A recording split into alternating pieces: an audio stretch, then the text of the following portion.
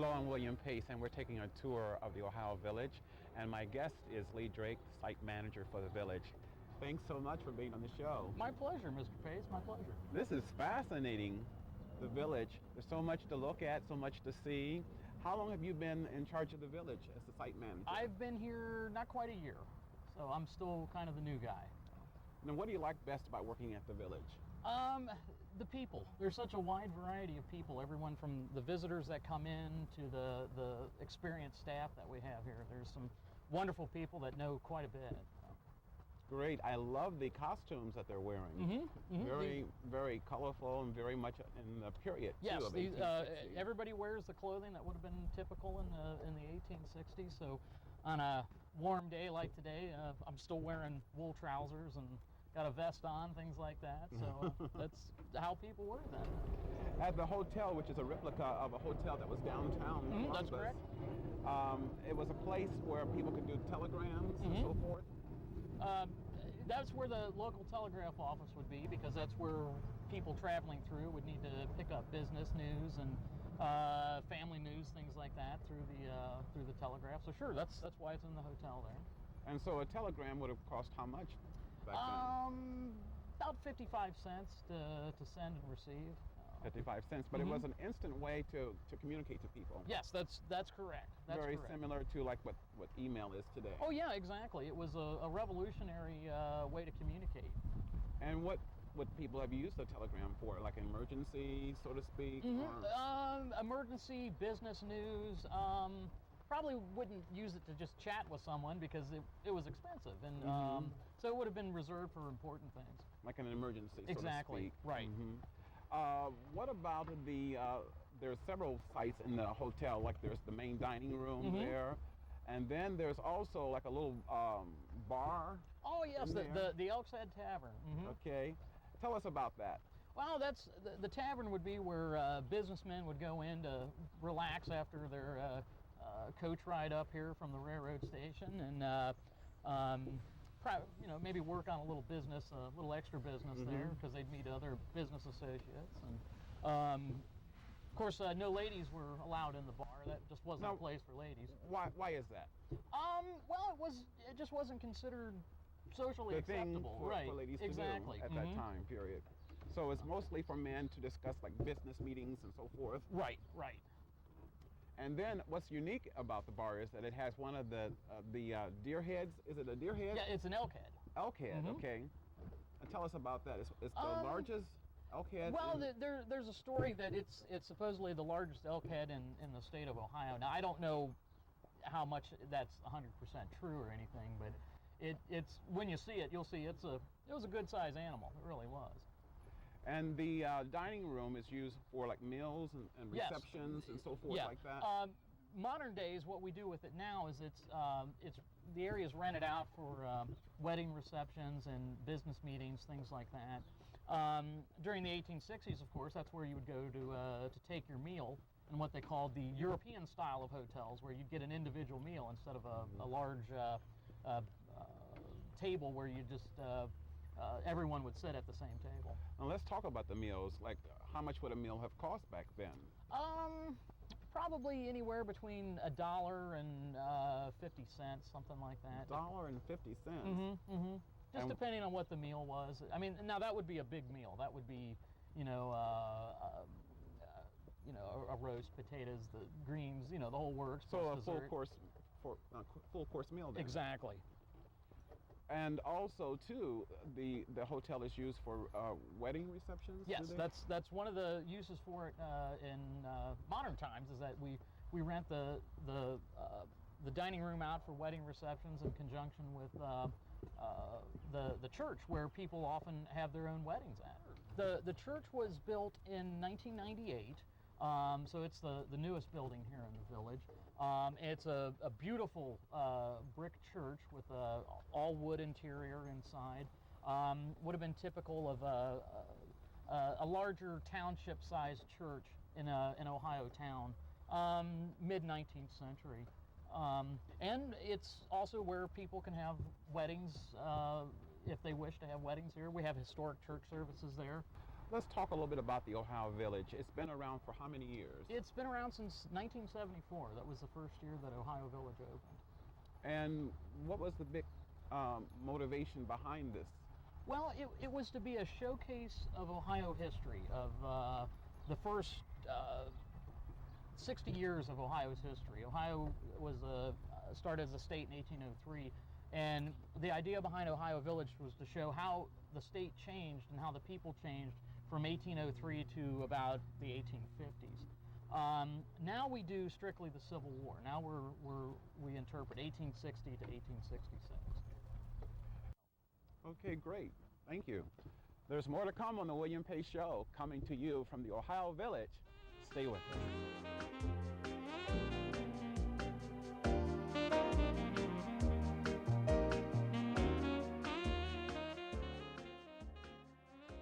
We welcome your comments on the William Pace Show. To write to us, just email us at williampaceshow@aol.com. That's williampaceshow@aol.com. And if you want to learn more on the history of the William Pace Show, please visit.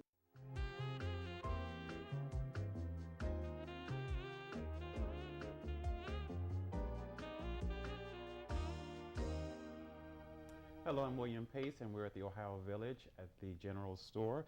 And my guest is Michelle Reinhardt. She's the manager for the General Store. Good to have you on the show tonight. Hi, nice to have you here. Now tell me, you have so much to choose from. You have what's called pumpkin seeds, Boston baked beans. What's the big sale here? Big sale, probably my licorice right in front of you here. Licorice, why? Why is that so popular? I don't know, people just love it. Maybe it's hard to find this way. I mean, Twizzlers are out there, but this isn't the same. And come to think about it, I don't think you see too many items, you know, licorice for sale anymore, like in a regular store. In 1860, what would have been the big items for sale in a general store? A lot of stuff you couldn't make at home, your flours, your rice, your sugar, a lot of your materials. You would buy your cloth and make your clothing at home. You get a lot of your farming needs here, your tools, things like that. You get a lot of your pottery, your household goods that you can make at home, things like that. So it's sort of like a general store is, to put it in today's terminology, would be like a Walmart or a Myers or something like that. Exactly. And so in the general store at the Ohio Village, what items do you carry? Do you carry the same things then? We try and carry a lot of things that are replicas of the time period, but with the travel we get in here and stuff like that, we have to get some of the more like gift type things for the kids, games, toys, stuff like that. So, but we try and keep as much to the time period as we can. And what's the big sale when they come in? Big sale for the kids, the candy. Hands down, the candy. For the parents, they like to get some of the educational material for their kids. Okay. So. Now, I think I'd like to make an purchase. Okay. What am I going to have? So much to choose from. It's usually the problem. So much to choose from. Could I have licorice? Sure. Red. There you go. And it's 2 for 25 cents. Yes. Okay, and we're going to continue on with our tour of the general store, and we're going to go next to the pottery. Okay. This is good. It is. Let's talk about the pottery here. Okay. Now, you have the pictures. Tell me a little bit about this here. This is our blue spongeware. We also have our wheat, and then it's our colonial blue band. We also have the designs in bowls, as well as the pictures, and it's all made here in Ohio. Now, this is used for like milk, maybe milk? Milk, or just to be able to serve them, because sometimes the 2-quart pitchers were a little heavy for the kids and things like that to use, so they used the smaller ones. Now, what about is it like a pitcher sort of saucer then this is? That's actually a smaller bowl. That's where you would pre-mix some of your smaller ingredients, like beating your eggs, your stuff and stuff like that. Then you build up to your bigger bowls where your flour and stuff like that for baking. For like cakes, something like that, bread, so forth. Well, let's continue on with the tour. Okay. The general store was sort of like an all-purpose kind of store where the mail would be delivered and other things, services too. Yeah, usually the general store, being your busiest store, also had your mail service. Each family or business would have a mailbox, and they would pick up and drop off their deliveries here. Also, the general store is where you would order any merchandise through catalogs that you couldn't buy at the general store. I see. What would have been the charge for mail service? Actually, at the start of the Civil War, you didn't pay for postage when you mailed something. You paid for it when you picked it up. Oh. And it was during the Civil War that the system changed to pre-stamping things, because it was during the Civil War that the federal government stepped in and started to create policies for the mail. I see. It's interesting. So people would come here like Monday through Saturday. What would have been the hours? Every day of the week. This is usually a family-run store. The family either lived in the building or right next door, and so they were here every day of the week. They'd stay open late for the farmers who were out in the field all day, so they could come into town and get their stuff. So you were pretty much here most of your days. Even on Sundays? Even on Sundays. So let's talk a little bit about the spices here. I see you have cinnamon sticks, Earl Grey tea, star. What is star anise? Star anise, that was used mainly as a scent. It's the scent for licorice, black licorice to be exact. So, because you didn't have deodorant back then, so you had to scent your house somehow. Oh, okay. Yeah. Tea was also bought in bulk. You didn't have tea bags back then. You would buy your loose teas and your different herbs and stuff like that. One of the things you'll notice is missing from a lot of my stuff is sugar. When the South left, they took the sugar supply with them. So the North had to sweeten a lot of their stuff with what's called molasses. Natural sugar, so to speak. Yep, pretty much. And I see you have the popular Jawbreakers. Yeah, a lot of hard candy's popular back then because they can make it at home. So I carry different hard candies and things like that. And strawberries and blueberries. So, and orange slices. This is really old-fashioned too. Yeah, different. They would have had more sugared fruit, the actual fruit, where nowadays we put it into a gummy form. So. I'll ask you lastly, what do you like about working in the general store? The kids. I love to see the kids' faces when they come in here. The reactions and so forth. And also, I guess you get a chance to talk to a lot of people too from out of town and so forth. We had people here just last week from Madagascar. So we get people from all over the world. All over the world. And what is the big thing that you think makes the Ohio Village so popular? Living history. It's hard to find living history anymore. So. Thanks so much for coming on the show tonight. I really appreciate it. Thank you. Up next, we're going to go to the Village Bakery for some pastries. There's more to come on the William Pace Show, coming to you from the Ohio Village. Stay with us.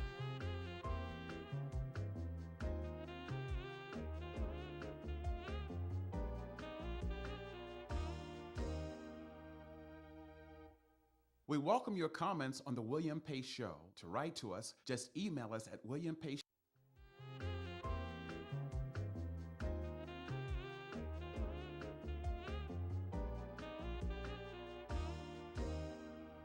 Hello, I'm William Pace, and we're at the Ohio Village, and we're visiting the Village Bakery, and my guest is Pat Phibbs, the manager of the bakery. Good to have you on the show. It's great to have you here, too. Everything smells wonderful in here. It's very good. Now tell me, the Village Bakery, during the around 1860, was a place for people to come in to purchase baked goods that might be traveling. That's correct. It usually was adjacent to the inn. So when the stagecoach stopped, they could buy bread and cookies and have things to eat on their trip, their journey. Great. And what's the popular item here at the Village Bakery? The ginger cookies. The ginger cookies. Maybe I might sample one of those before we leave today. Okay. So what all do you carry here at the Village Bakery? Cookies and breads. Cookies and breads. And what's the number one popular demand? Well, the ginger cookies are always very popular, and so is the banana bread. Banana bread, that's a good item too. What would people have paid for baked goods? Cookies would have probably been a penny. Breads, maybe a quarter. The prices would have been very small because people didn't make very much money. Now, would they have purchased baked goods? I know people would have been traveling, but did they ever come in to buy baked goods maybe like for special occasions or something like that? I believe most people did all their baking in their own homes, but travelers would have needed a place where they could buy baked goods and things that would travel with them. Great. Thank you so much for being here today. Thank you. You. Up next, we're going to go to the town hall where we'll talk to Michael Ring.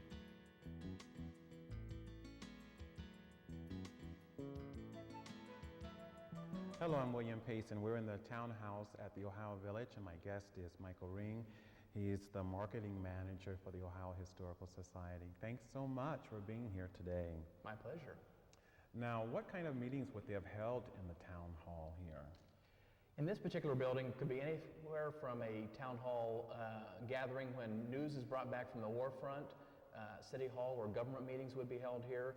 This building was put here to demonstrate that this is what a typical city hall or a county seat might offer. So when the traveling magistrates would come, they might come in here and hold court. This is a multifunctional facility, and as such, it could be anywhere from political meetings to social gatherings. What are people doing more and more today to preserve history? Family history is one of the topics that is growing immensely, whether it's scrapbooking or it's sitting down and taping Grandma and Grandpa's story. People are really connecting and finding that they can find more interest in what's happening in their own lives and learn from their own lives.